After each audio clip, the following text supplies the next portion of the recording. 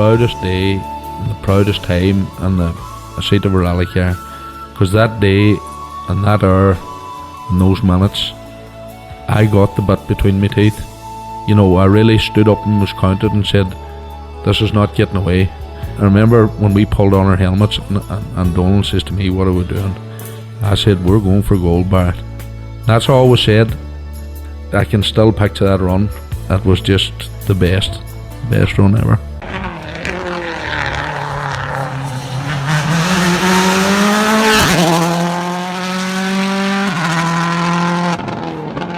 Welcome to Krunching Gears, the Rally Podcast, the 2025 season.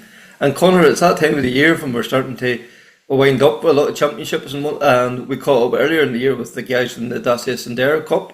So we thought we'd find out, how it all finished up and get their sort of thoughts on the season and look forward to next year. Rally 4, we keep preaching about it, how good it is. One of the young guys coming up through there, Ben McFall, we thought we'd catch up with him. He had a great run Donegal Forestry and his pace has just improved with every event this year. So we thought we'd find if I could get a flavour of his experiences. And then Fivemiletown coming up this weekend, amongst other events, the RAC this weekend as well too. And we thought we'd catch up with Ronnie McAleer and Lewis Boyd, the COC and Deputy COC there from Fivemiletown, because they have a very exciting event coming up now at the weekend. So, yeah, Connor, Dacia Sandero, have to say, a bit sceptical at the start of the year, but I've definitely been proved wrong. It's been a huge success. I think you're a bit harsh when sceptical. It was into the unknown. We didn't know what we were going to get, and personally, and I think I can speak for everybody involved, it's probably exceeded expectations. Yeah, for sure. Like, they had 10 cars started the first round and 10 cars finished the last round. What was it? They said that they had 80 starts over the 8 rounds, and was it 3 or 4 DNFs, and they were all driver error or whatever. It wasn't mechanical issues. Like, for a small car, they're incredibly strong. So many standard parts, you'd have thought they would give bother. No, you listen to the quality of the build that's going into these, the materials that's going into the safety features. It's just what rallying really needed. Look, it is. It's brought affordability back into the sport. Like, we know the costs for, even a Honda Civic. What are we into now? 50k for a semi-decent one. Like, we're into crazy money. So somebody wanting to start out or even return to rallying, and which is what we've seen with the Dacia, couldn't be any more affordable. You're looking at somewhere in around $6,000 for a second-hand car, another 6k for the roll cage and all the bits and bobs, and you're good to go. Yeah, and then Dennis Ferry's going to we're going to hear he's going to give you some figures what it's cost him this year. It's very, very affordable. It really is. Yes, there's an initial cost of the car and the kit, and then your travel back and forth to the event. But the breakdown of the cost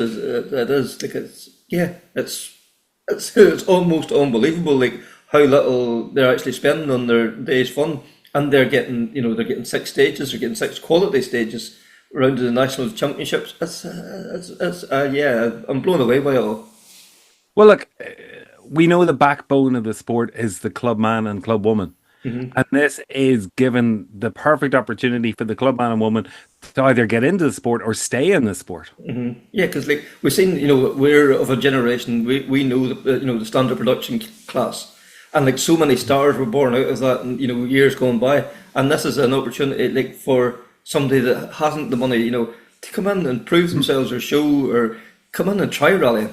It may not be for them, but even just come in and try it. And as you say, for people to return and, just ones that want to go out and have their day's fun. So I think there's no point in us telling you much more about it. Let's hear from Connor. You're going to give us a wee recap there who all we spoke to. I am indeed, because there was quite a collection. Yeah. So we have coming up Killian Doherty, Tommy Cuddy, Leah Doherty, Art McCarrick, Dennis Ferry, Trevor Toner and Declan O'Keefe.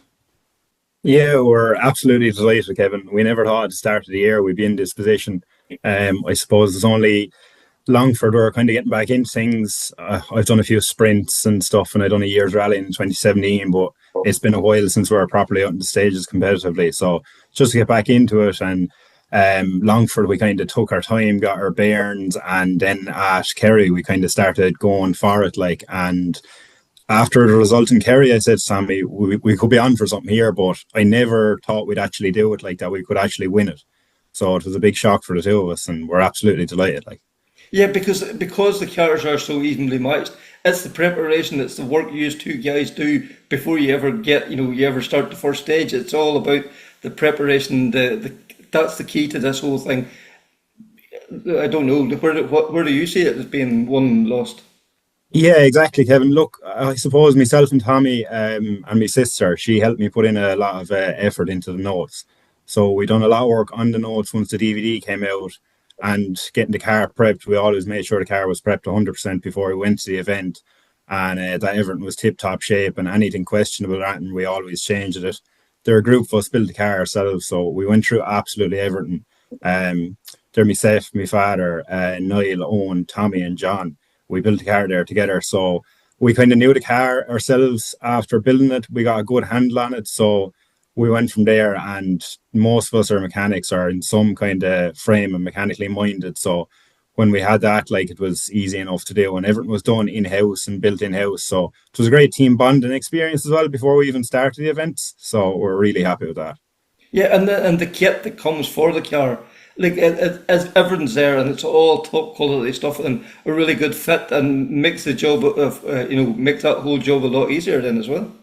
Oh, it's absolutely fantastic, Kevin. I remember it was kind of all a notion when we kind of got going. It was I seen it advertised on social media, and I said to my father, I was like, oh, I'd like to do that, and I kind of had to get a navigator then, so I rang Tommy, and he was up for it straight away. So we went about. I actually rang Murray's and ordered the kit and put in the sizes for everything, and we were kind of left with no car then, and we had the kit ordered. So we went and bought a car, and when we came back down from Murray's with the kit and we started taking it out, I was really happy with the quality and everything. Like, we got all good gear, like everything was top of the range stuff. Even the suits, like, are top of the range. The seats, the cage, the amount of people that are after commenting on the cage over the year coming over, like, people that would really know their stuff, like, have come over and looked at the cage and can't get over how well they're done, like. Yeah, for sure.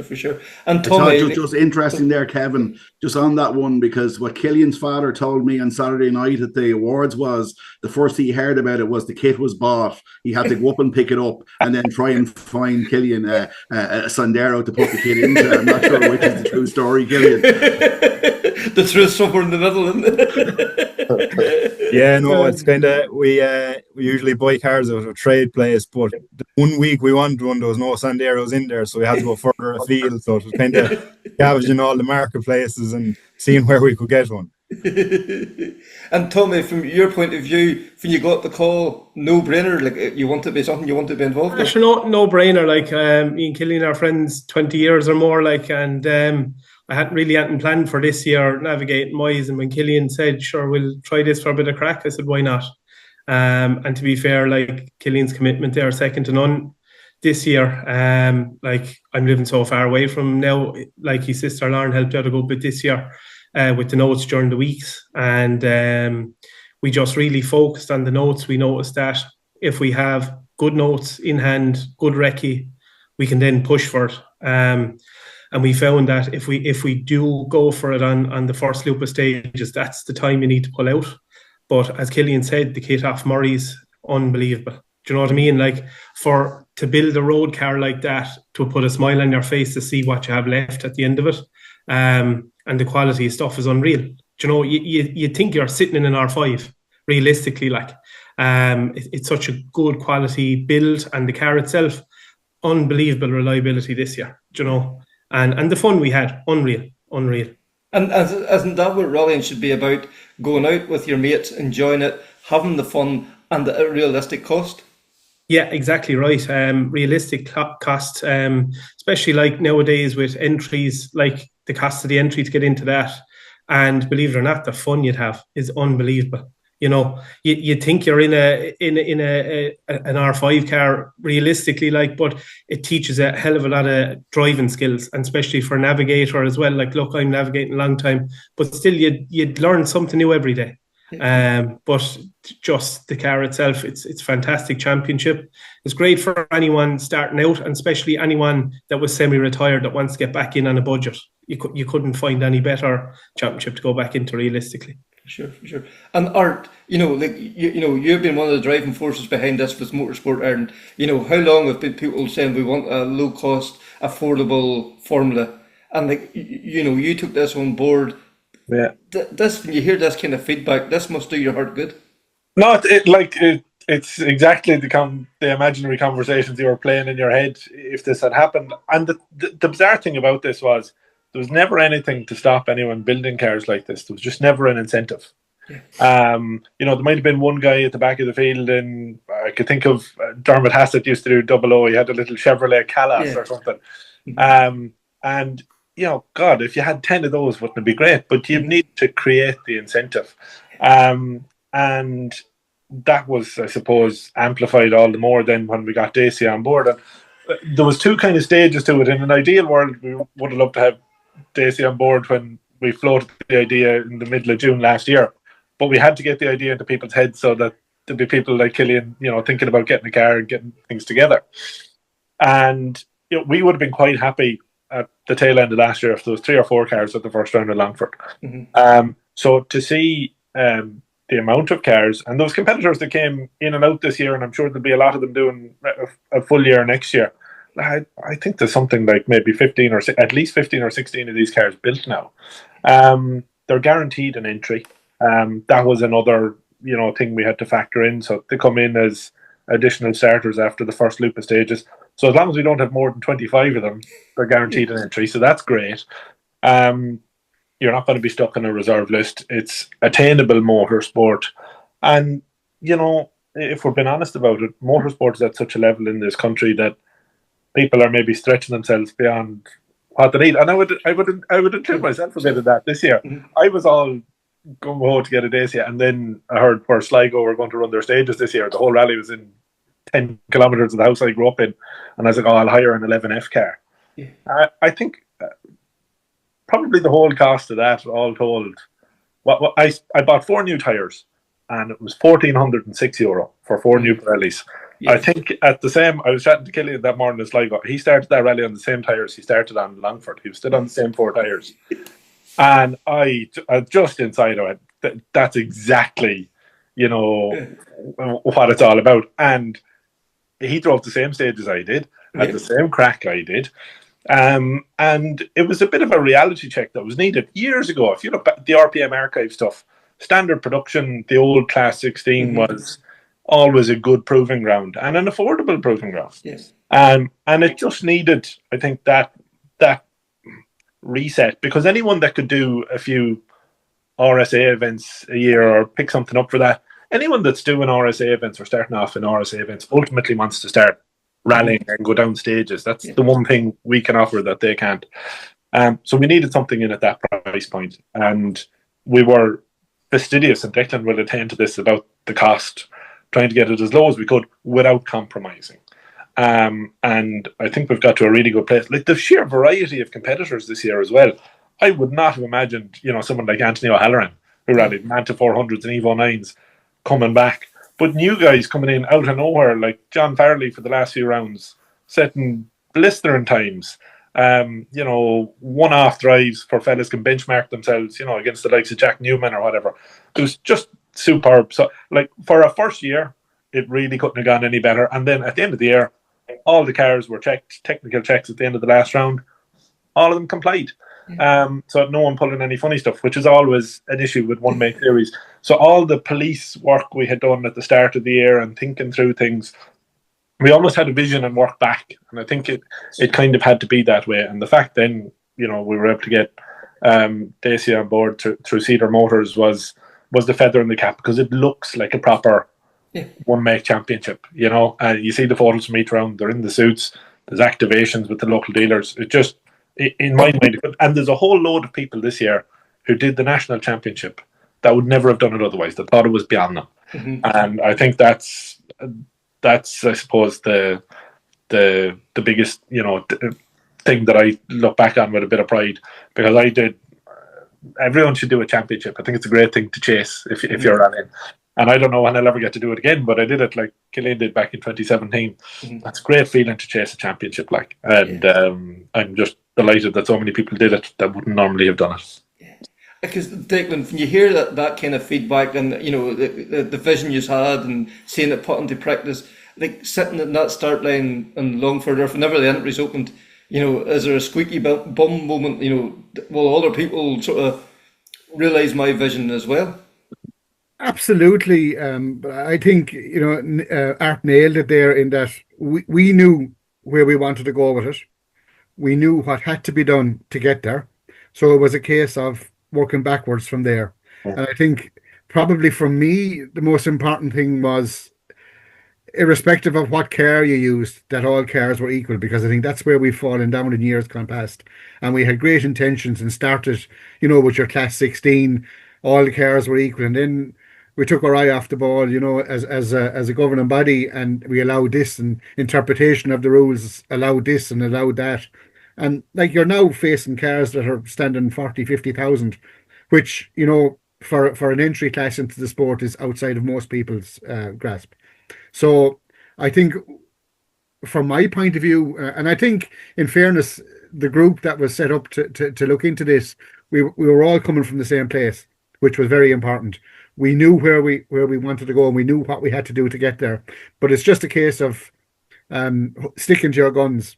And, as Art said, we put a lot of work into the regs, and we swore to each other that we'd back each other in that, we weren't going to start, messing and chopping and changing this and allowing this tweak and that tweak, unless it was on the ground, safety grounds. Mm-hmm. Then, of course, we had one issue during the year.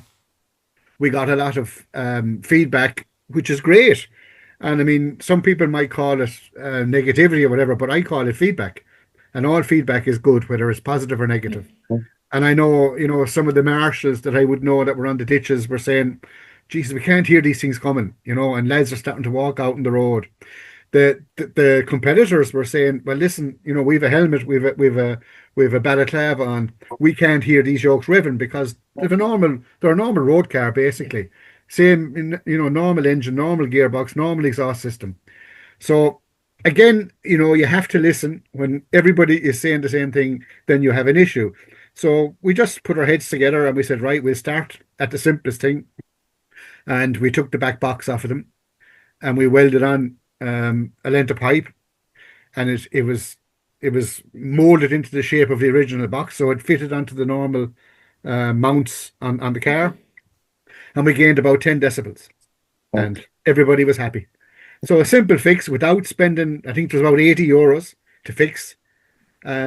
So we could have gone away and put a stainless steel racing box in it, which would probably cost more than the car is worth. So that defeats the purpose. So, that's kind of, we have the blinkers on. We want to keep this affordable. We want to keep it.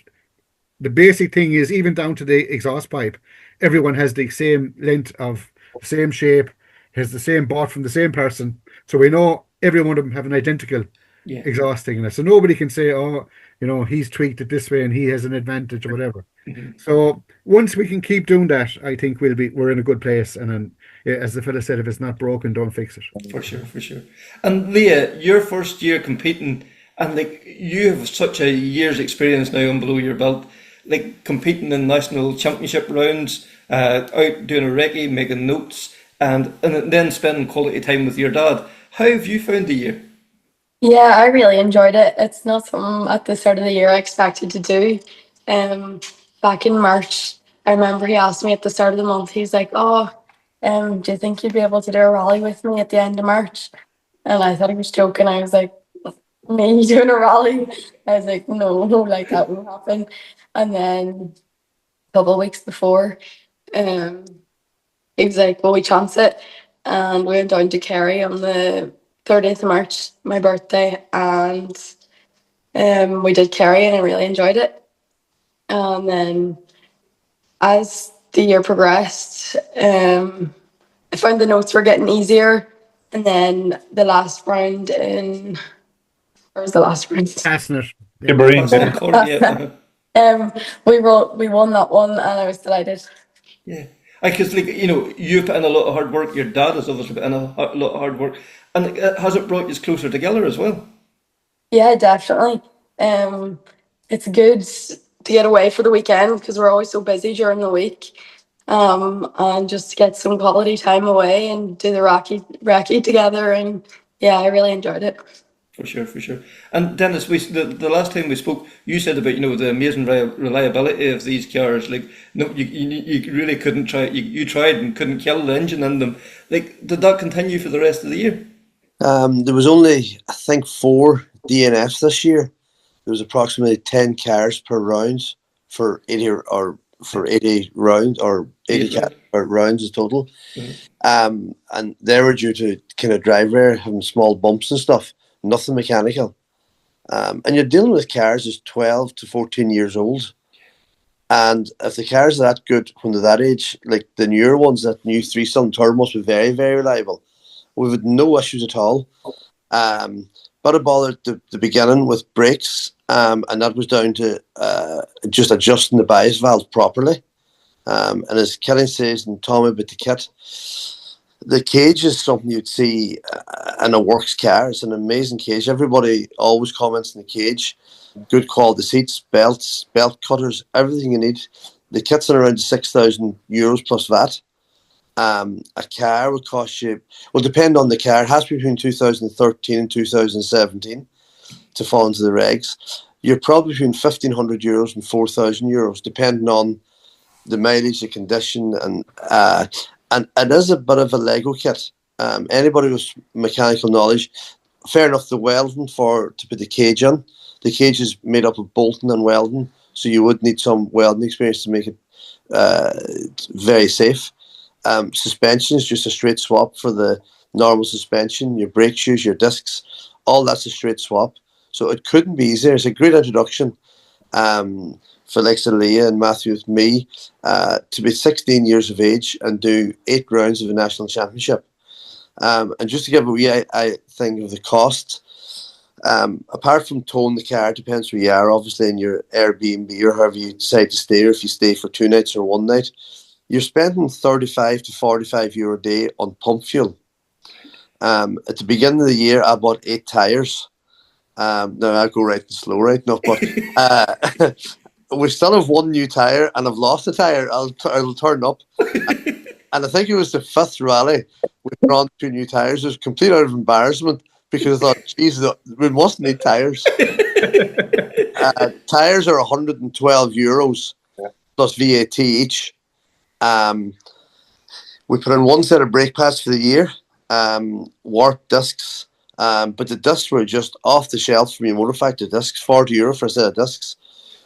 At the 577 for your entry fee, so you're probably looking for a day's rallying, if you break down everything, around €780 plus your fuel to get there and your B&B. And as somebody says, look, there's 70 odd brake horsepower, but you can, as Kelly and Tommy proved, you can still be the fastest slope car. Yeah. And reliability. I don't think, now you know more facts and figures, Kevin and Connor. I don't think there's a class in the championship that there was no mechanical breakdowns. Everybody started the rally, finished. Yes. Yeah, I think you're right. Yeah. And I never mind this year, I would say in any year of championship, it's never happened. There's standard boxes, and the boys at the top end of it, the way they were using the box to slow the car down, they weren't using brake pads, they were using the gearbox, and the gearbox is all withheld. And everything's sealed, which is great. Becky and Davey checked the cars thoroughly. The cars are all tagged. Your cat's tagged, your gearbox tagged. So there is no way around it. But it's not about the whole ethos behind it. I imagine is a cheap way into motorsport and enjoying the crack, and that's what it's done. And just looking over Tommy's shoulder, I see another cup up in the wall. So you were doing a bit before you landed here, but that's another story. But the input of all the organisers, Art and Becky, Davey, Cara, and Declan, was amazing. But also for Dacia to come on board. Every rally they had 5 or 6 cars on display, that their flags up. They brought all the newest models. Alpine A290 was there down in Cork. So the amount of work that everybody in that kind of committee has put into this is shown at the end of the year, where you can have 80 starts and 76 finishes, and the 4 were due to I suppose ambition outpassing ability a wee bit. Trevor, like, whenever these guys approached you, like, did it make sense immediately, or did you have to be convinced? Well, Kevin, we're running, I think our 261 campaign at the moment is drive for more for less. I think we're going to cancel the TV ad and just put Dennis on. Do you know how much he charges? But I was thinking of getting that one now. No. In fairness, listen, as a distributor, we're sort of looking for something that's sort of nationwide. We've 32 dealers around the country. So, in fairness, when Art, and I suppose there was a little bit of a backstory there that effectively Renault and Dacia were a national sales company managed from the UK. And I suppose about 2 years ago, Cedar Motors, which is an Irish company, which would have Nissan, the Windsor Motor Group, took on the distributorship. That's when I got involved. And in fairness to the guys, came in very prepared, but they probably didn't realise they were probably pushing a bit of an open door with me, in the sense that I have a bit of a rallying background, and what probably would have seen a lack of distributor support generally in rallying over the years. So you know, what they were proposing was very professional. I think it was very important for us to build. The guys already talked about the build on the cars.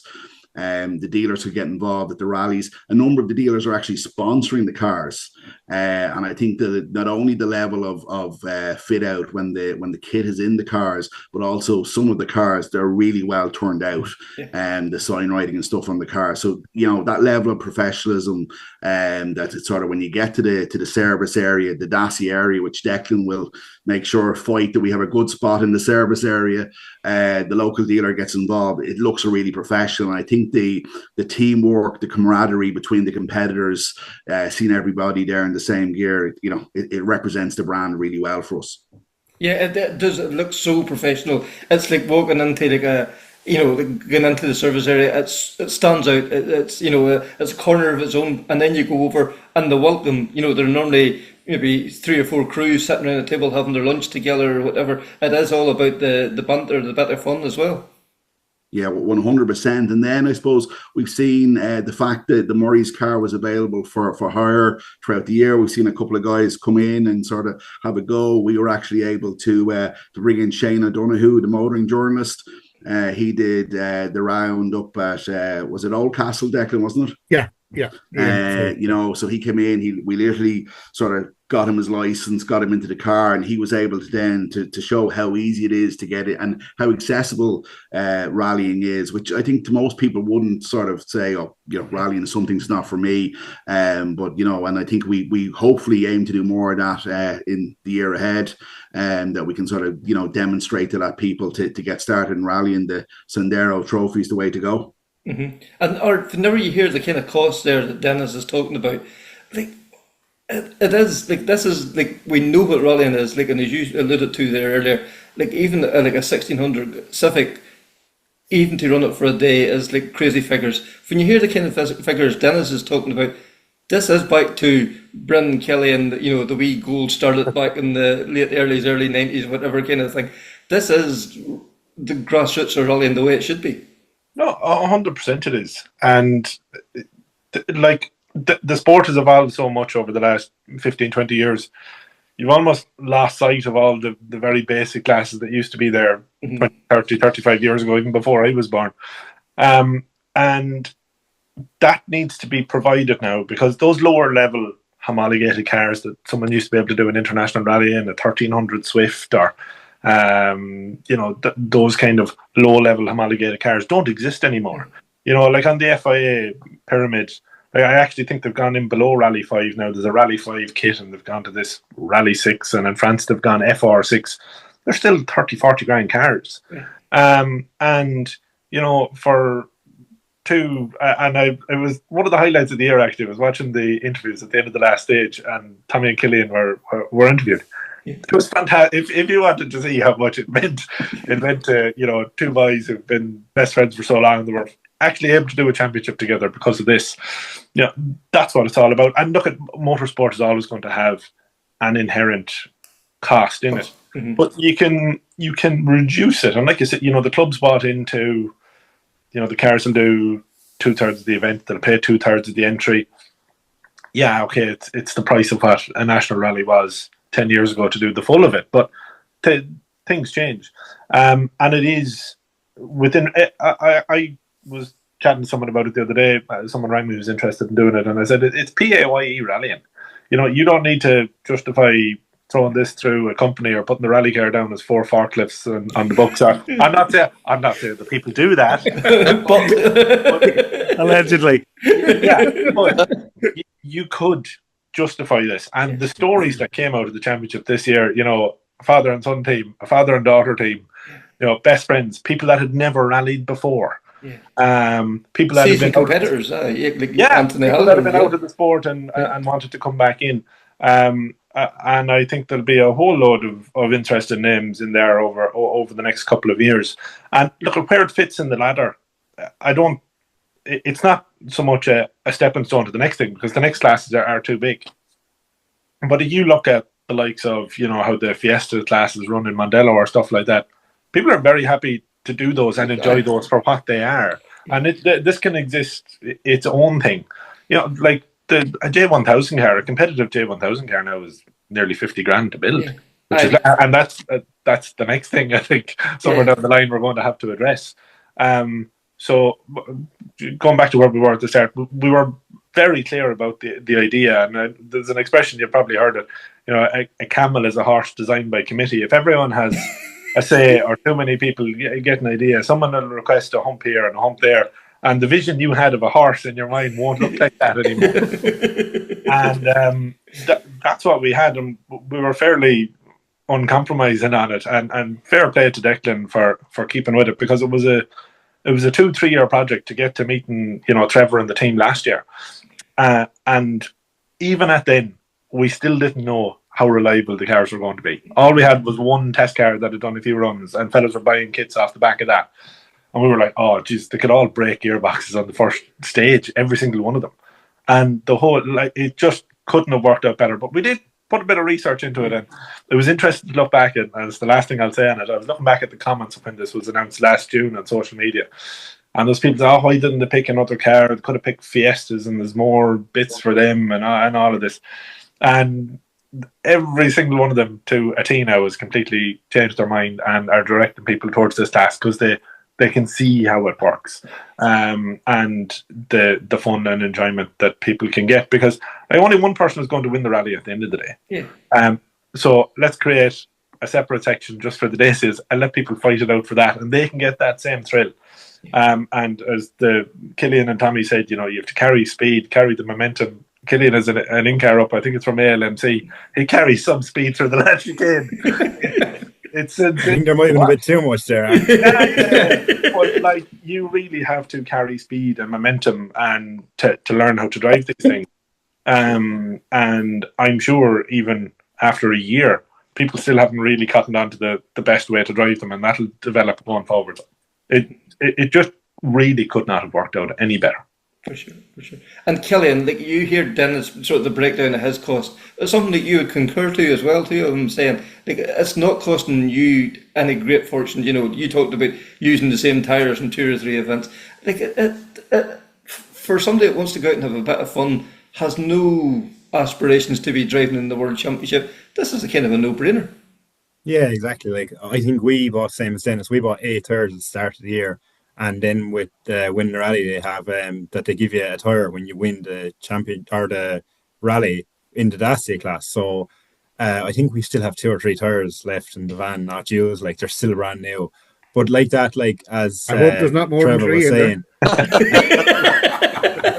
as Trevor was saying there as well, when the Cedar Group came on and it was properly backed by Dacia, even it made it easier getting sponsors for me with my boss having Dacia and Renault garages. I went to him and there was no problem. It was no bother. Yeah, we'll do that. And it kind of helped all throughout the year as well. Obviously we had other sponsors as well, and the contributions through it was quite it's never easy to get sponsors. We all know that, but it made it, you had something to go forward with 2 of them. This is backed by Dacia. We have this, we have the suits, everything is branded. it really looked like a professional setup. For sure, for sure. And Leah, I'm sure you've seen that too. Like, the group photos at the start of every rally, it photographs really well. Like, you're at that age now, social media is like such a big thing, and everyone's so on brand. Yeah, exactly. I wouldn't be huge on social media now myself, but no, like even in service, you'd see people kind of looking over and going, "Oh, what's over there?" Like, and next thing they wander over and they're asking about it.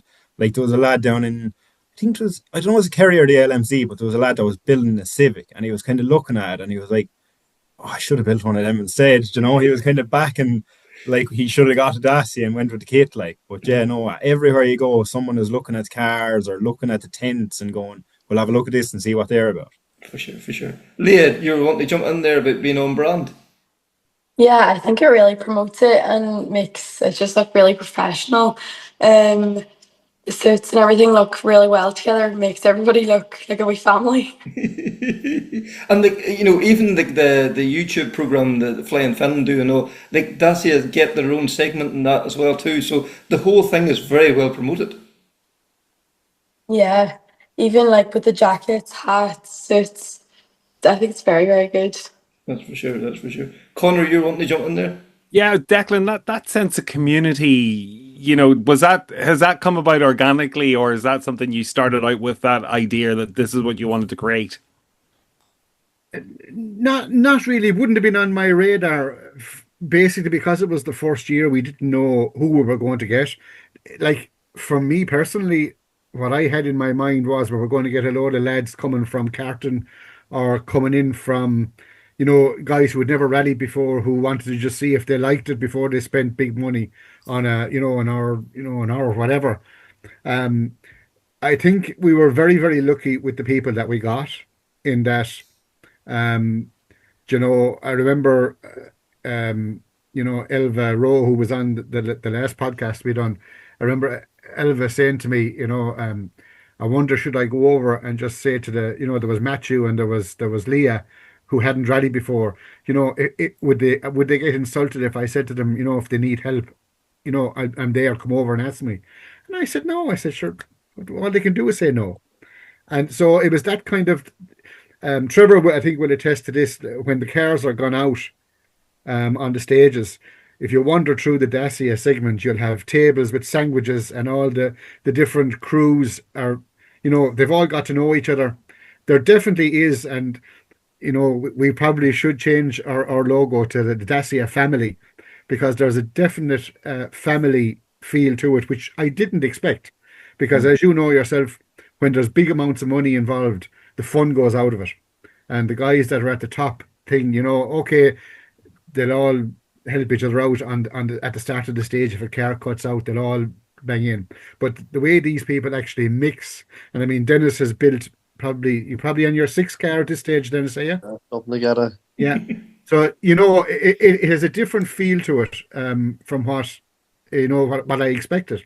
And I suppose the other thing that really jumped out at me was, I come from a sales background myself, and sometimes you can have an easy sale, and most of the time you're talking about a hard sale. But anyone that we approached, when we went to, when we tendered for it, Murray's put in an amazing tender for the kit, and I still to this day don't know how they done what they've done, but they've done it. All top of the range stuff. Everything fits. That was the whole reason they built that car. I think that the hiring of it was only an afterthought. It was built to make sure that everything that was in the kit fitted and worked. When we were trying to pick a tire, we had approached one or two of the tire companies. The minute we said production car, they kind of shied away and said, "No, we're kind of into the R5, the bigger, more expensive tires." And Yokohama, no, that's a great idea. And they came on board as an associate sponsor without even being asked. Sparco, the same with the suits. That's a custom suit that would cost you in the region of 14 to 1500 if you went to buy it. They came on board. They said, "Look, we'll do them at a cheap price, and I won't say, when I say cheap, it probably wouldn't be cheap. you can buy suits a lot cheaper, but it's a custom suit, top of the range suit. They logoed it, they branded it, they even put the driver's name and the navigator's name on the belt, which we didn't look for, but that was they bought into what we were trying to do. And again, I think it's like everything, you've got to look at the bigger picture. We see this as an entry level into rallying.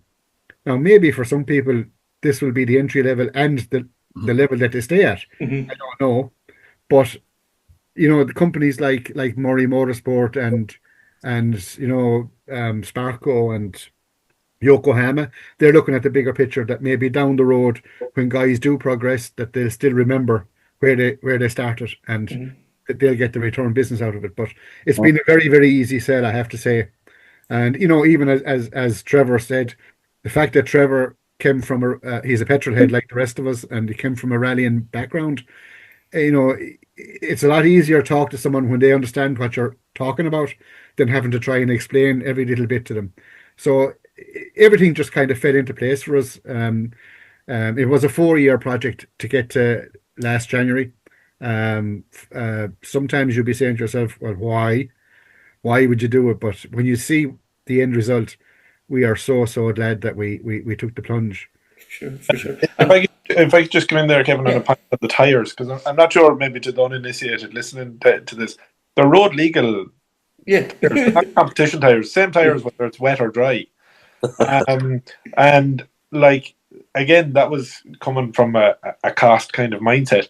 You don't have to have competition tyres on your rally. They don't have to be 300 quid a corner or more.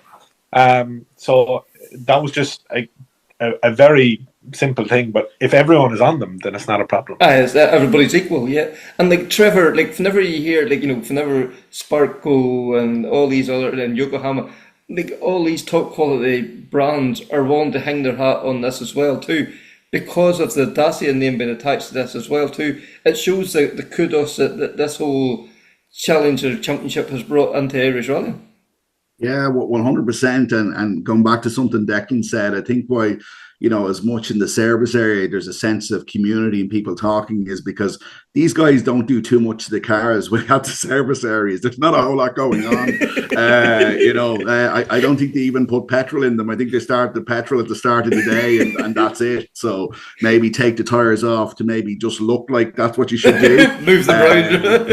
And then get to the sandwiches and the tea after that. But no, I think that the brands that are associated, it's great to see, as I say, Yokohama with the caps at the end for second and third.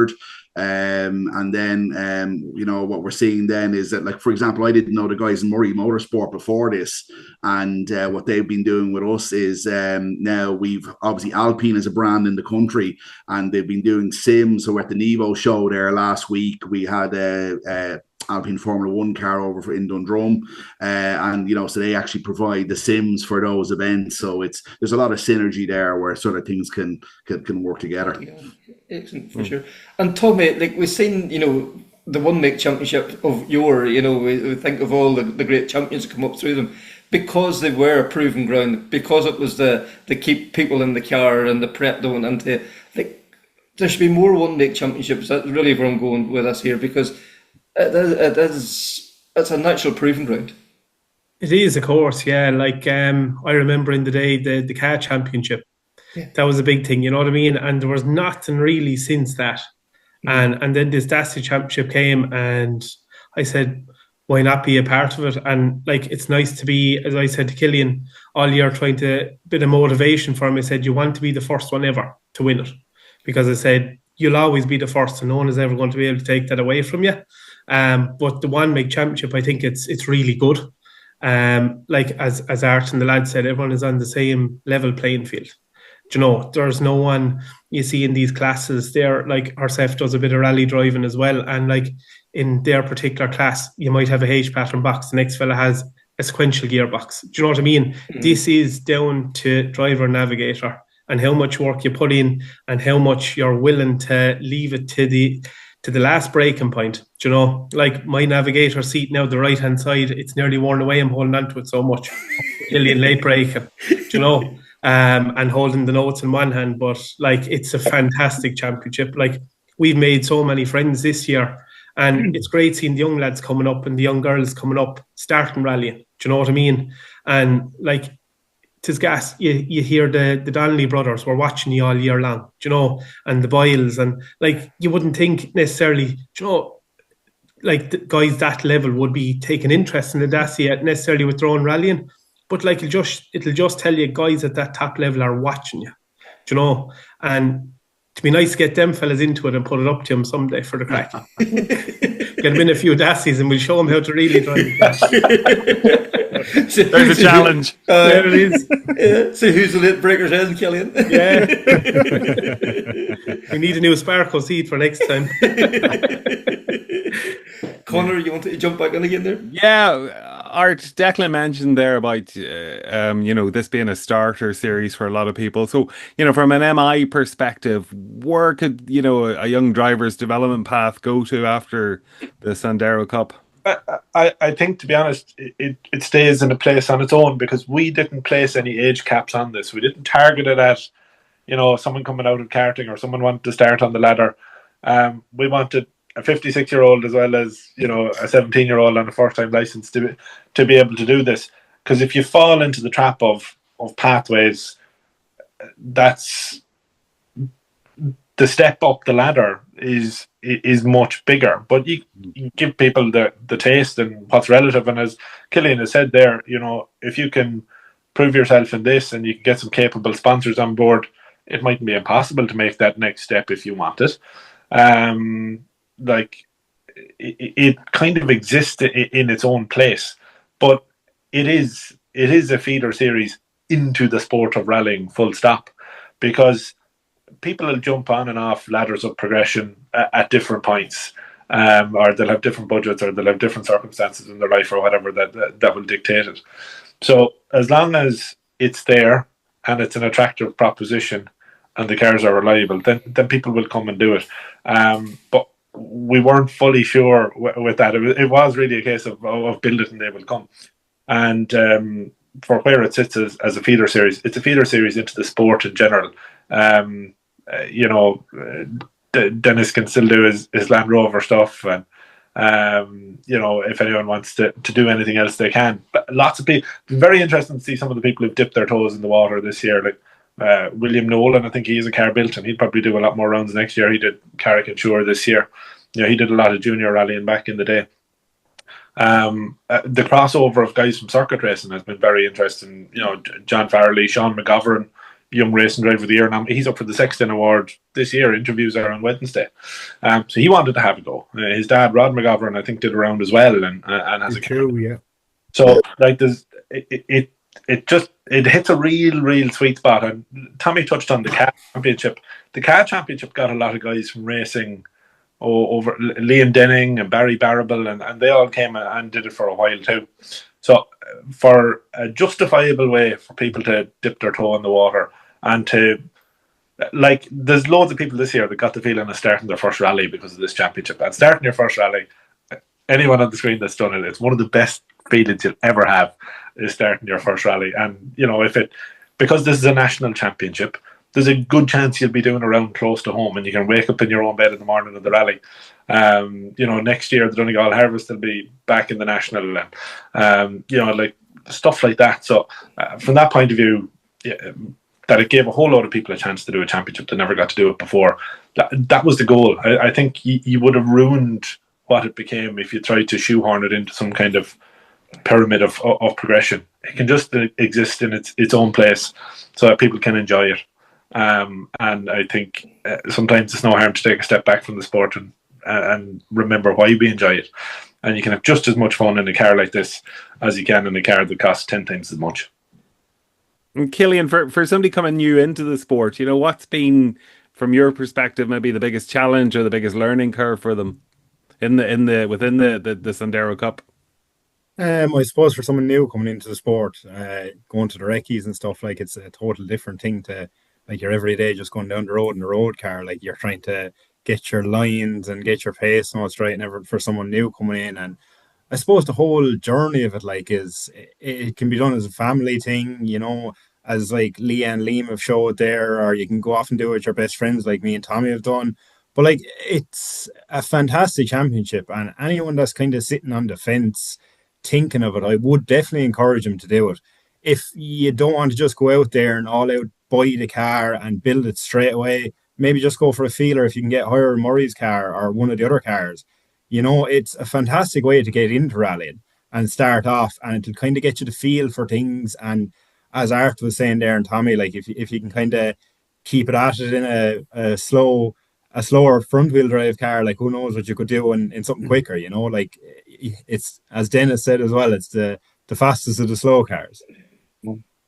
Declan and I were chatting today, so we might try and arrange a kind of day for people to come and see the Sandero, have a look at the kit, get a feel for the car. So if anybody's interested, Declan is easy got through the website, or Trevor, and people come, sit in the car, we drive in the car and see the kit out of the car sitting loose, what to get.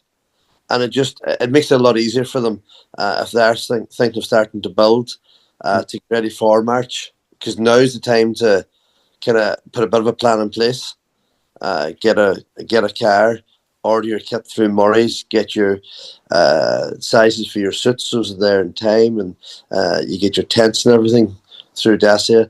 And if somebody comes and sits in the car and gets a feel for the car, it may persuade them to it's the right move for them.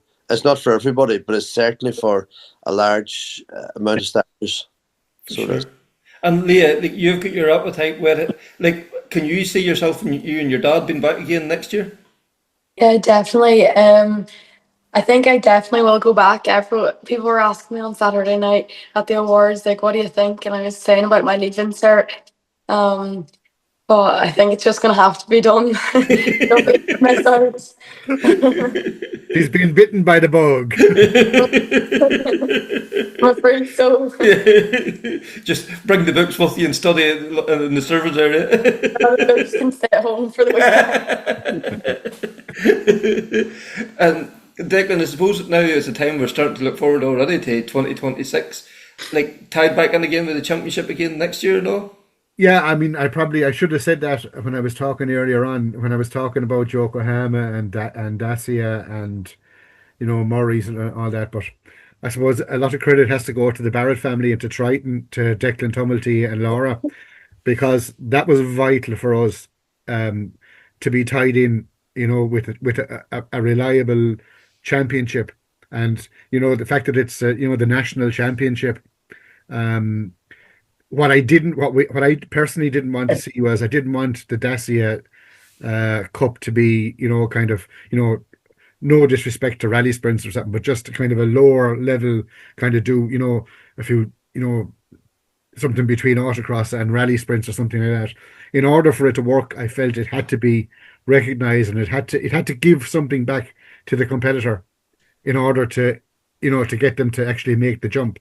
So, and I know I was talking to Declan Tumilty, and he said that when he was talking to the Barrett family, the first thing they said to him was, we've been crying out for something like this for years and years, by all means. So the fact that we're under their wing, we're our own separate championship, but we're part of the Triton championship. And we all work very well together. And I think it does make the difference, because, if you were to ask, anyone, at 16 or 17 years of age, like Leah and Matthew Ferry, like with the 2-year calendar, at the end of your second year, you've every single round of the national championship done. Like, I don't know too many 16 or 17-year-olds, and I don't care what class they're in or what car they're driving, will be able to say that they've done every round of the championship. And I suppose the other thing, just as before we finish up on it, I suppose what was very gratifying for me was, because we're kind of 6 out of 8, you pick 6 rounds, you drop 2 rounds. The danger is always there that lads will lose interest, after 3 or 4 or 5, and they say, we'll save our money now. We're never going to win it at this stage, and we'll wait until next year. 10 cars that started the first event started the last event. Everyone was just dying to get back out in them. So for me, I take great satisfaction in that, and I think what it does is it proves we got it right. In that, you get the comments like, "Oh, they're slow. How could you?" You look at, as one of the lads said there, look at the interview that Killian and Tommy done at the end of the stage, and go to any of the interviews. The smile that's on these guys' faces when they come off, and for anyone who thinks they're slow, you look at Killian at the end of the stage when he takes off his balaclava and the sweat is rolling down his face. You work damn hard in these cars because you don't have the fancy electronic equipment doing the work for you. The guy behind the wheel is doing the work, and the guy in the passenger seat is trying to help him. It's a tough gig, but the crack these guys are having is, and I, again, don't take my word for it. Yeah. Talk to any of the lads who are doing the championship, and they'll tell you. Talk to Jack Newman, talk to Philip Case.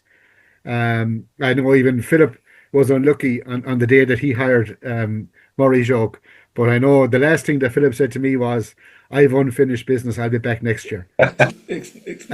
So I'm hoping, you know what I mean? So having done this, it's not a case of, "Oh, I know crack doing that," or it's not worth the hassle. They can see they're getting the buzz out of it, We've had a couple of inquiries. Even we've one guy from Wales and we've one guy from the UK who've been in contact with me who are looking at maybe next year. So yeah, I reckon we'll have maybe 15, 16 cars for next year, which is great. There'll be two, I think there are 2 or 3 that started this year that won't be back next year, but their cars are being driven by somebody else. Yeah. So we're not actually going to lose any cars. There'll just be a change in personnel, which again is great. Yeah. So yeah, I think we're in a good place. I think we got it right, and time will tell. Yeah, and Killian, as Dennis said, or I think it was Art actually said, like, it doesn't have to be like a progression to somewhere else. There's guys doing the Fiesta Cup in Mondello, and they just love that. That's their fix. That's their game of golf or whatever. This is the Dacia has that you don't feel under pressure that you're having to prove yourself. You need the latest upgrade or whatever. You can just go out and have your day's fun and enjoy your rallying. Yeah, exactly. Look, we go out to enjoy it. I'll try to get Tommy back now on for next year, and we'll see if we can go again. But I'll be back again. You want anyway. the blank checkbook now for next year? I have to try and convince him or his other half.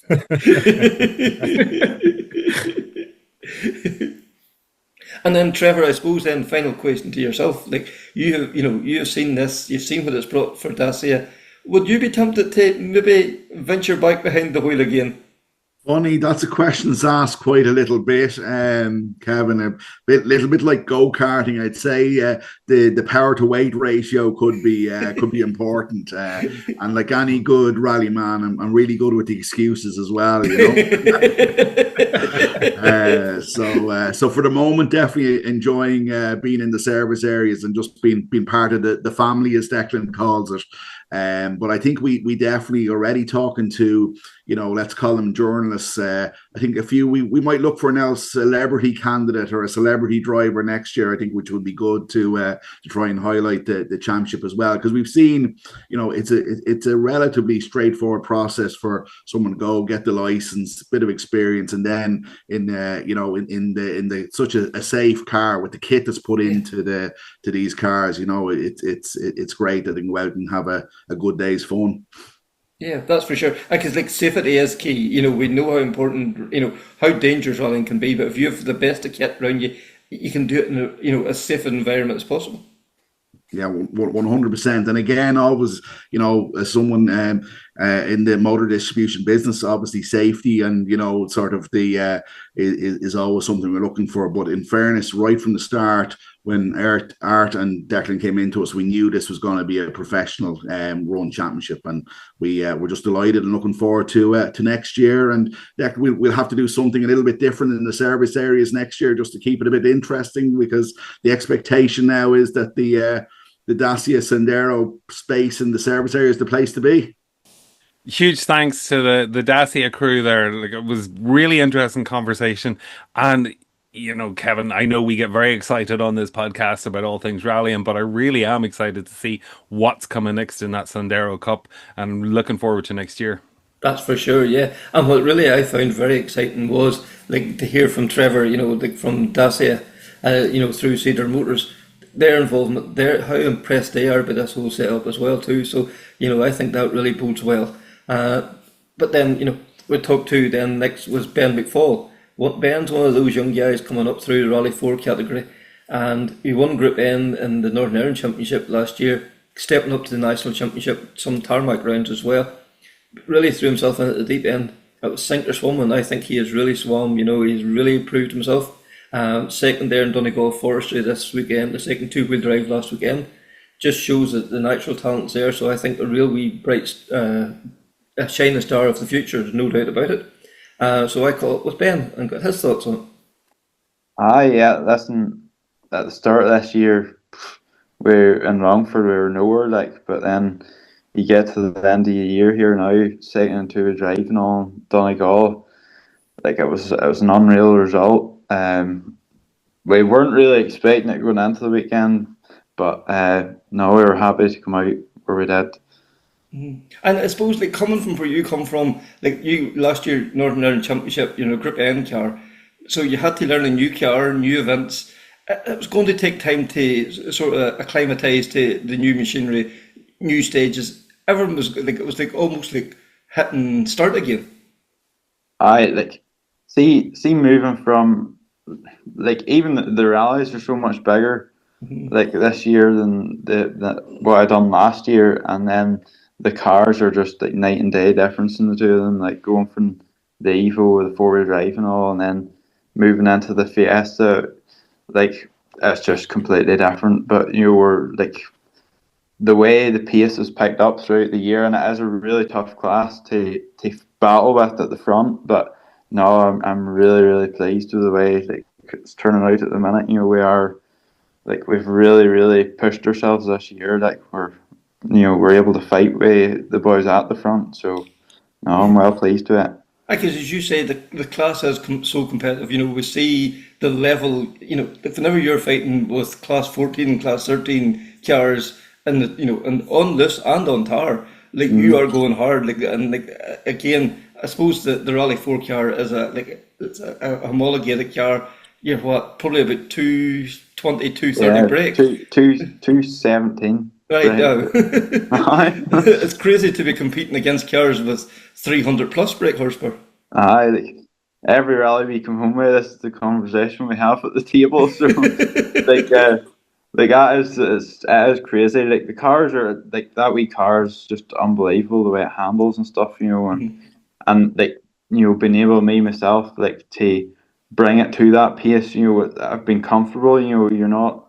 It's not a car that's sort of scaring you when you're driving it up to that pace, but no, it's a great car for learning in, Yeah, because we've seen as well too, the progression, the ladder's there, you're at the age now that you're probably looking up the ladder, that, learning a front wheel drive car is ideal training ground, and you've already had a year's four-wheel drive experience, so, in the next few years, when you look to go four-wheel drive, it's not going to be the scary jump, really.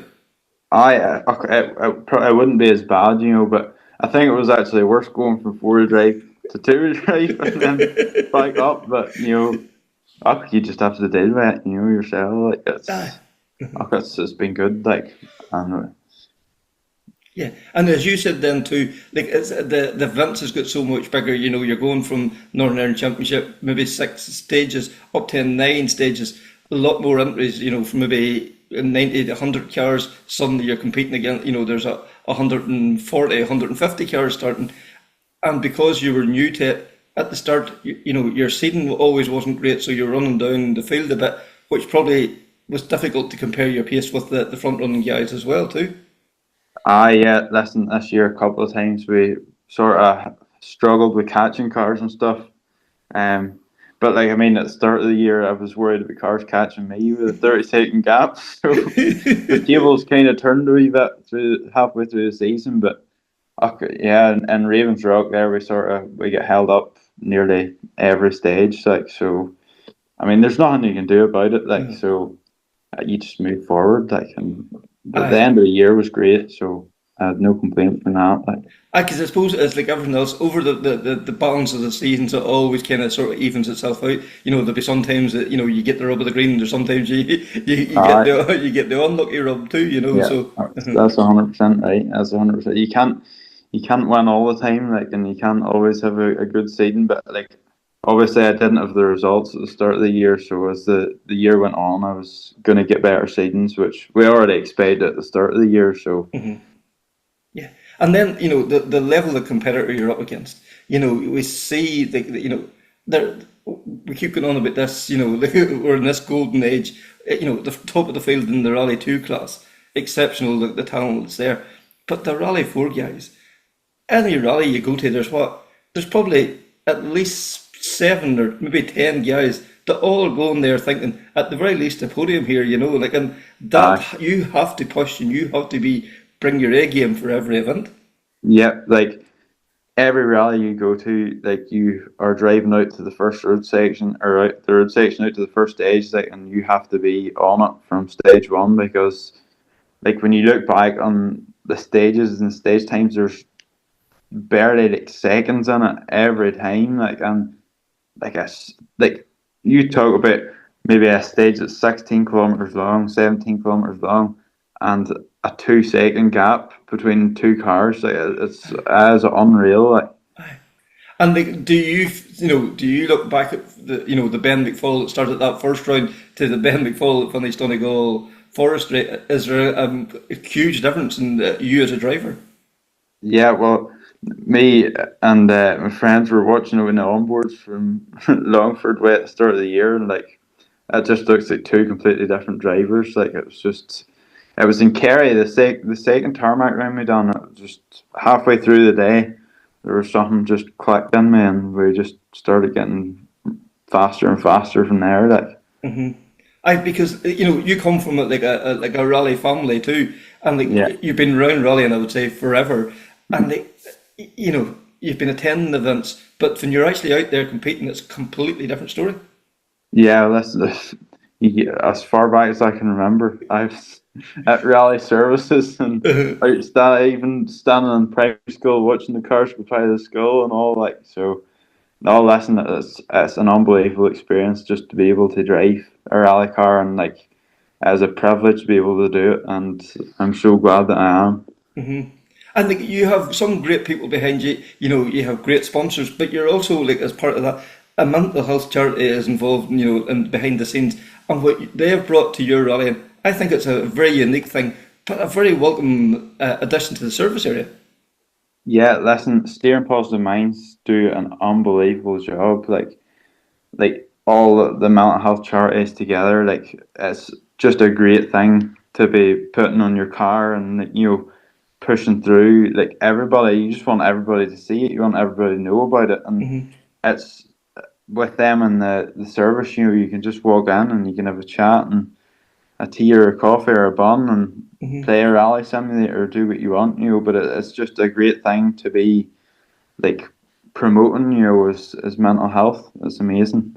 Because we all have our good days, but we also all of our bad days, and it's nice to know that there's people out there that is willing to help and not do it in an obtrusive way. It's all done very quietly and just very relaxed manner.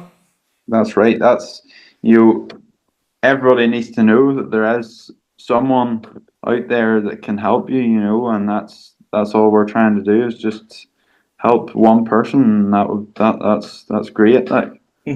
Because rallying especially, it attracts a lot of it's predominantly male. It's not exclusively male, but young males kind of have this bravado. Oh, I'm king of the hill and all that. But we've seen and the figures back it up. They do have difficulties and all. So if one person makes the use of the services that your charity is providing, sure, isn't that what it's all about?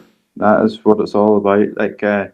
And especially in rallying, it's all ages. You get teenagers the whole way up to older men. And like anyone at any age can have a mental health problem. So, we're just trying to help.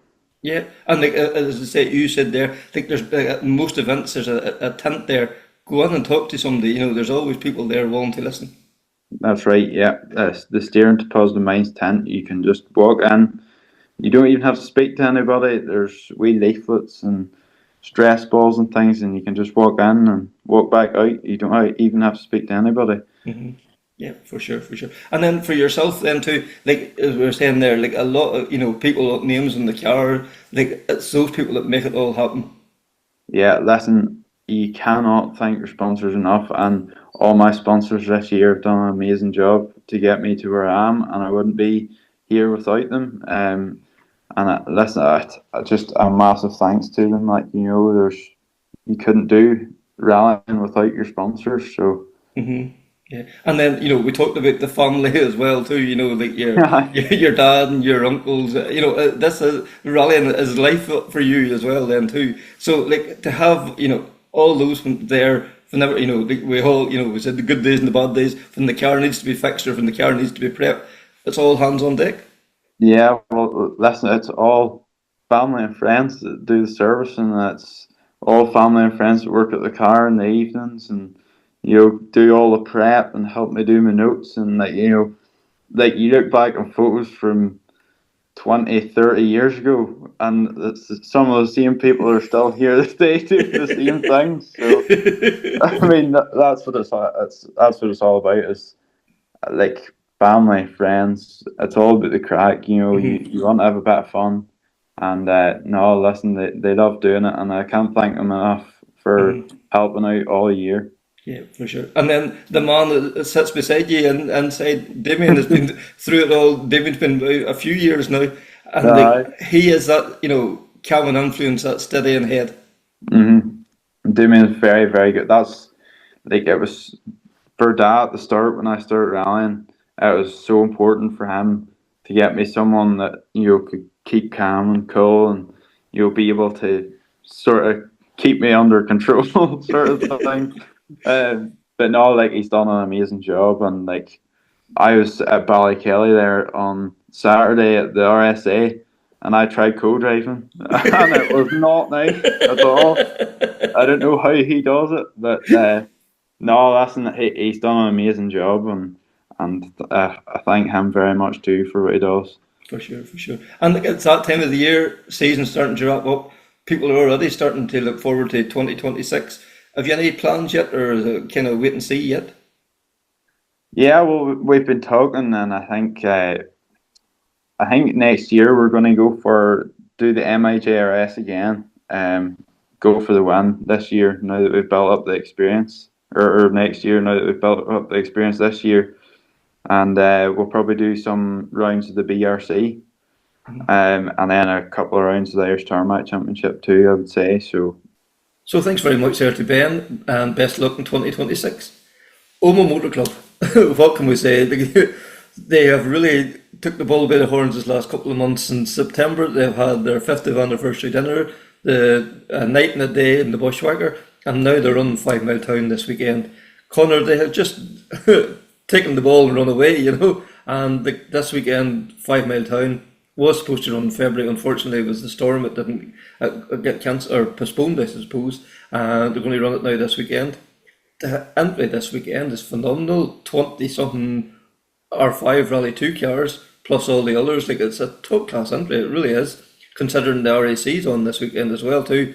And you could probably add, there's probably 5 or 6 guys that's overdoing the RAC that would normally be doing the Fivemiletown too, as well, too. So it's going to be a very interesting rally. The fact that they're using 2 of the stages 3 times just shows that, how confident they are that the stages are in really good condition. They're in tip-top condition. It's going to be an exciting battle, a gravel rally to end up the year, or well, up this end of the country anyway. So I thought I'd catch up with Ronnie McAleer and Lewis Boyd. It's actually getting like that, Kevin. We're sort of feeling that we're not sleeping at all, but it's a massive commitment from the club. For Tommy Nugent, who's sort of pulling most of the things together for Fivemiletown, through Derek, through Ronnie, through me, through PD and Aidan and Barry, and there's so many people involved in this event.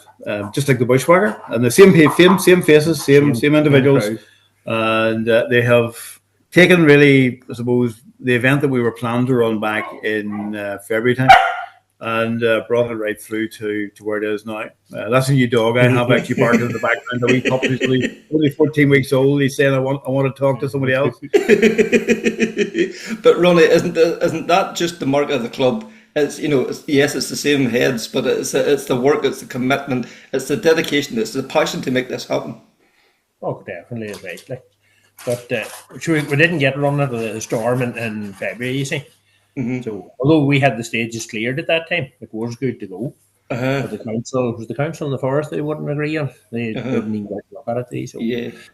So when we got a spare date to the end of the year, we'll go and see what happens. Like. But we didn't expect an entry now that we got.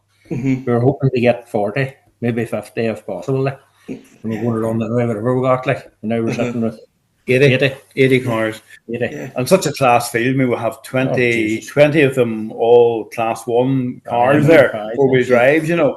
And another few of them scattered throughout the rest of the field. Mm-hmm. And come from all around the world, like America, UK, all across Ireland. It's fantastic to see the support that the rally has got. Oh, definitely. It's really good. I mean, we're on the same week as the RAC, as you know, same weekend, and there's a number of guys who were going to it. And earlier on the year, we were supposed to run this event actually last weekend. This was the date was then, but the rescue services based here in Northern Ireland have a training day. And they couldn't actually facilitate us for that date, so we pushed it back to this date here now, on the 22nd. And everybody said, "Oh, you're mad! That's the week of the RAC," which it is, and we all follow the RAC too. And the likes of Paul Barrett will be doing the event out of our club. A lot of boys. So Brian Sherlin, that's right. So to get that entry we have is for us it's unsurpassed best, And that in the forestry championship, what do you call it? Prize. In the south. In Sligo and Saturday night as well. Which we're going to as well. One more thing to do. Did we text today to see where we're going? We said, well, provided we get them all home in Fivemiletown, we're for it. We'll be there. We'll go and celebrate. Yes. For two men who don't drink, Kevin, that's going to be interesting. But you talked about competitors turning out. Like this is like the entry list is as good as you'd have got in February, maybe better. And at this stage of the season, you'd be thinking, guys are already looking forward to next year. The budget's gone for this year. But to see the way they've turned out, and the Northern Ireland Gravel Championship has really taken legs this year. It's really found its feet, and it's very well supported. And I think that reflects on the entry list you have for Saturday. Well, that's true right now. The championship, I suppose really the forestry championship nearly regarded as being sort of like a secondary and add-on to the main championship. But yet the forestry one has excelled the main field.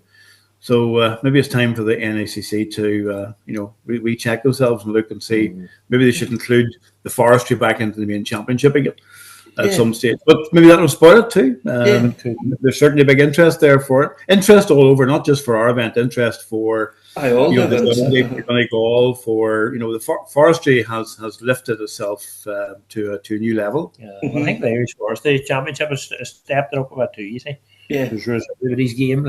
And both south and north, like the media coverage they're getting, a dedicated YouTube show for the northern events. I think that has also put a lot of new eyes on it, and we've seen the Donegal Forestry and yourselves as well. There's guys now out competing in gravel that maybe hadn't tried it before, as well too. So it's good to see new blood coming into the sport. It's lovely to see that new blood coming in, mixing it in with the older guys. In fact, if you look at all over. The old brigade that we would have classified as being in there, competing, are now dropping off. They're going to see young fellows coming through, and they're as brave as could be out there. Yeah. They're committed. You've seen them, Kevin, out across the stages. They're not holding back. No, that's for sure. Like last week or 2 weekends ago in Donegal, young Ben McFall, second 2-wheel drive in the Rally 4 car, and I was only beat by Martin McCormick, who I regard as one of the best drivers to come out of Ireland. It shows the pace of these young guys coming up through the system. It does. Very true. We don't have any in there, is there? No, we don't. No. Can't be avoided. Yeah, no, that's the thing. But again, you're blessed. Great stages that haven't been used now in what 19 months. So the stages are going to be in real tip-top condition, and all the classics are there as well. They are. We imagine that the format of the rally is we're starting at Campbell's at 8:45. We had to pull the schedule a little bit, go back and rejig of the schedule. Just to get the Sligo, we always had a finish time of around about 3:30 for the first car, so that we would allow boys to get packed up and go to Sligo, and allow me and Ronnie to get our ears washed and get our hair done. So whatever luck we've got. But because we got a bigger entry than we thought, up to 80, we had to re-go for the permit. And we had to rejig the schedule, which was only done actually and finished off this morning. Right. So we're starting at 9:15 in the morning, and then going to Jenkins, going to Krunching Rally, then in for a regroup in Fivemiletown, then out to Doon. Now Doon, we think will be whoever comes out of Doon leading the rally. We think is a fair chance of winning the rally. Now you can prove me wrong. We think that'll be the case. Yeah. And then and then you go back and do that loop again, and then you do Jenkins a third time and Krunching a third time as well, right? Yeah. So so that just shows you. We don't change Krunching Rally, but we do change Jenkins. Jenkins. Up to back with the big steep hills, and that so in case but that shows you the quality of the stage that they're going to be using. That you feel confident that you can put 80 cars down them 3 times. Yeah, we are. Yeah, for sure. Doon, you're talking about the freshness. Doon's probably, because it's been sitting for a year and 3/4, it's probably a little bit overgrown, but green of itself. Green itself is right. But still a fantastic surface down below. So that's what I mean by whoever comes out of that first will probably be leading the rally throughout. But we'll see. And any one of them guys could win. That's the thing. The championship's wide open too. That's it. There's 5 guys. I think 5 guys is in with the chance of winning the overall championship, and the two-wheel drive still up for grabs as well too. That's right. Well, it's all to fight for, yeah. So there'll be a lot of.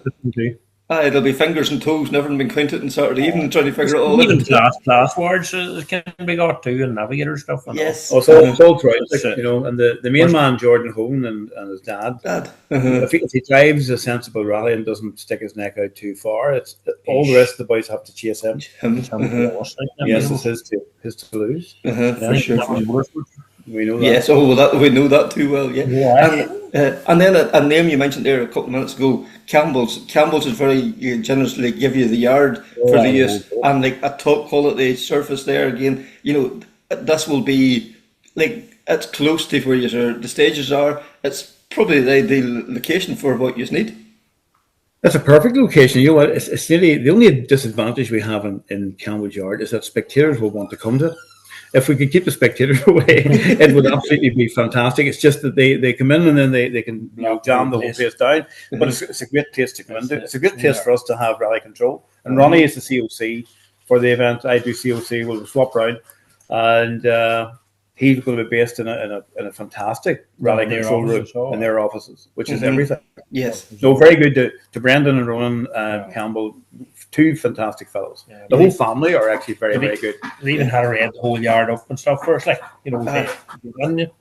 But then maybe it's a great little company to get all that done. You see. And then if we're going to bring in 100 new cars the next year, it's they have a quarry close by which actually would do as a great service area as well, with loads of space. Yes, it's even bigger, and a big office as well there. Oh well, then and then we mentioned earlier, the local council and the forestry. Yes, they didn't pull your way back in February, but they're getting full square behind this now and making this event. They are. We give our thanks to especially Karen Clingan, who works in the council, our contact there. Brilliant. Local council are very, very good. The forestry service are very good. They work in close liaison. We don't have as much direct contact with the forestry service in this rally because it's the council who have the legal ownership of the forest for us to go in. So we apply the license through the forest for Fivemiletown, whereas in the like of the Bushwhacker, it's all through the forestry. So it's slightly different there. And then we have the St. John's Ambulance, which are pulling the weight, which is fantastic. And for all the our service people. crews out there Yeah. are paramedics and service Marshals crews. And this time of the year, it's another rally on their list. Yeah. So it's good that they're willing to come on board and support us too. Give it a hand. And of course, our main sponsor, Samsonas, Yeah. and through Mick McCall up in Euro M Sport, we again are indebted to them for supporting our rally and for encouraging us to keep going. This is Samsonas' fifth year, I think. Maybe I sixth. couldn't tell you. Yeah. Right, doctor. It is a lot. But it just shows you, like a global company is, putting their money where their mouth is and getting full square behind you too as well. So it shows you that they think you are providing a really good product. Yeah, it's lovely to have that continual support. So there's Kevin, rather than just jumping in and supporting us for 1 year and then disappearing off. It's nice for us to have that. If we can keep them the same way we're keeping Robert McAleer from the Yes, motorcycle. that's for sure. That's a fantastic relationship there. Yeah. It really is. But that is the people involved in the Omagh Motor Club are fostering those relationships, building those relationships, and that the McKelveys or the Samsonases are getting a benefit from being involved. Yeah. If they weren't getting a benefit, they wouldn't be involved. No, absolutely not. Well, absolutely not. And Mick has been a firm supporter of the club for many years. Yeah. It's good to see how his business has mushroomed as well. Oh yeah, sure. That's a real same for success Robert and Darren McKelvey as well. Same for them. That's for sure. And then if anybody wants to go out at the weekend, watch the rally, obviously do it in a very safe and responsible manner. Obey the marshals. They're there for your safety. Absolutely. Yeah, we'll have programs to be on sale in Fivemiletown, the shops, and there is plenty of good viewing on the stages. There's a number of Raleigh and Jenkins, both good. Dedicated spectator points that are there for marshal, there for spectators, family spectators. We have a wee family coming along with two wee kids to wave off the rally cars in wheelchairs. They are in Fivemiletown at the group control with a regroup in the school, the high school. Thanks to them as well. Yeah. For half an hour on the Saturday morning. Excellent.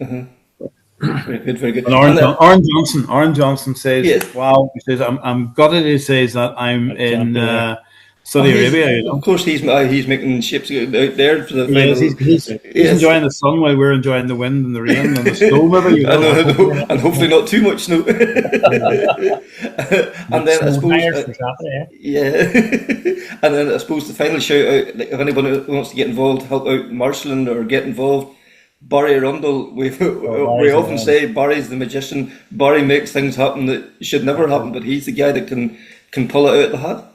That is true. But we've been lost with Barry. We keep saying this, and if you play back your program, you'll find we say that every time we do that. Barry is an immense, asset to our club. And if any marshal wants to come out there, talk to Barry. Everybody knows Barry's number. Yeah, and he answers the phone night and day. He's probably sitting on a lorry now on the way to Cork at this moment. Organising something. Organising something on the phone, doing something. That's exactly right. But there's, we said at the very start, there's so many people we've been indebted to. Barry's one of them, Ronnie's another, Derek, Tommy, all these men. We need loads of people to run. And now you've asked us all the questions, Kevin. We're going to ask you a question, okay? Okay. Who's going to win this rally? Oh, that's going to be very interesting. I don't know. I've looked at the entry and I've scratched my head. I don't know. I think the last previous winners are in it as well. Yeah. No, I don't know. In my head, I'm thinking David Kelly's overdue a one. He has been, he's been thereabouts all year. He had a good run there in Donegal. I think he could sneak it, So, very good. The Niall McGonigal too is going to be hungry to repeat his previous one. Yeah, it's so open. Like there is easily 8 or 10 guys there that I think will all be wanting to win. So it'll be who can leave their brake that wee bit later and get on the pedal that wee bit sooner. So thanks very much there to Ronnie and Lewis, and best luck now this weekend. Connor. Fivemiletown, as I was on, but the big one across the water is the RAC Rally. The highlight for so many historic competitors, this event coming up. Absolutely, and obviously we have our own local interest in the event as well. But I suppose one of the things now, there's a sudden mix, is where the weather's going. I know I usually am one raving about whether it's wet or it's not or it's sunny or whatever and how it affects the stages. But we're looking at the possibility, a slim possibility, it might be a bit of snow. Yeah, that's for sure. There's definitely another variable to be threw into the equation, And like we said it, over the last couple of weeks, it's a very open rally this year. There's no standout clear favourite. I do think it's going to be, there's at least probably the top 20, 25 guys are all kind of thinking, there's a chance here, and such a mix of machinery. The BM, we spoke to Mats and Marty last week. The TR7, Mark Higgins' hand. The Stratus is back with young Perez. Yeah, it's not just escort after escort after escort. There's a real mix of cars. A 306 Maxi as well too. So, and then also we've seen this year now too some of the early Group A 4x4 stuff. There's a Sierra, there's a Legacy there and all too. So, with 4-wheel drive, if there's going to be a wee touch of snow or ice, 4-wheel drive would come into its own there. So yeah, it's going to be an interesting 5 days ahead. Yeah, absolutely. And then don't forget Johnny Greer with the Sierra Cosworth in there as well. Be interesting to see how that gets on. Yes, for sure. Yeah. So yeah, and really strong support from this side of the Irish Sea as well too. So yeah, best luck to everybody competing over the next 5 days. So that's the latest episode of Krunching Gears, the Rally podcast. Until next time, take care, speak soon, and bye.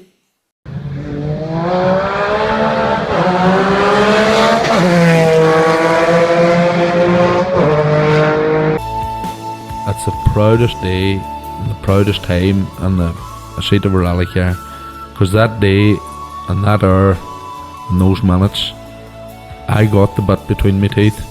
I really stood up and was counted and said, this is not getting away. I remember when we pulled on our helmets and Donald says to me, what are we doing? I said, we're going for gold, Barrett. That's all was said. I can still picture that run. That was just the best run ever.